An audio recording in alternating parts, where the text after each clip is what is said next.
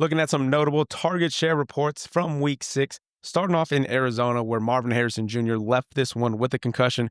We can probably expect him to miss at least one game unless he progresses pretty rapidly through that concussion protocol.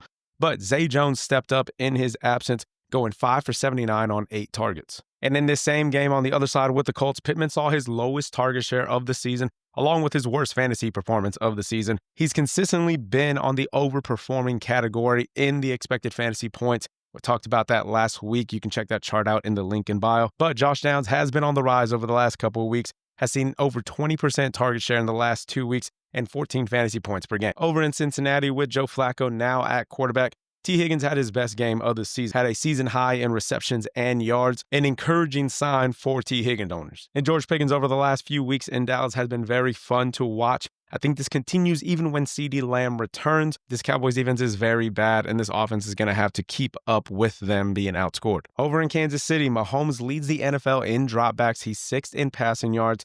And next week, he gets Rashid Rice back. Puka Nacua is expected to miss time for the Rams with an ankle sprain.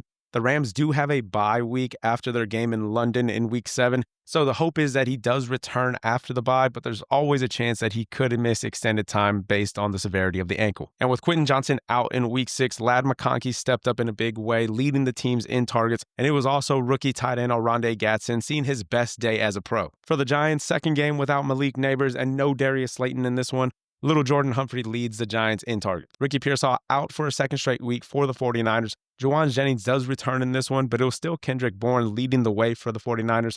Wide receiver 4 over the last 2 weeks with 21.4 PPR points per game. And for the Buccaneers, Egbuka leaves this one with a hamstring injury. We know how these go. Mike Evans is already on IR with a hamstring injury. Quentin Johnson did not play in week 6, although he was limited throughout practice. I think we can expect Egbuka to miss some time.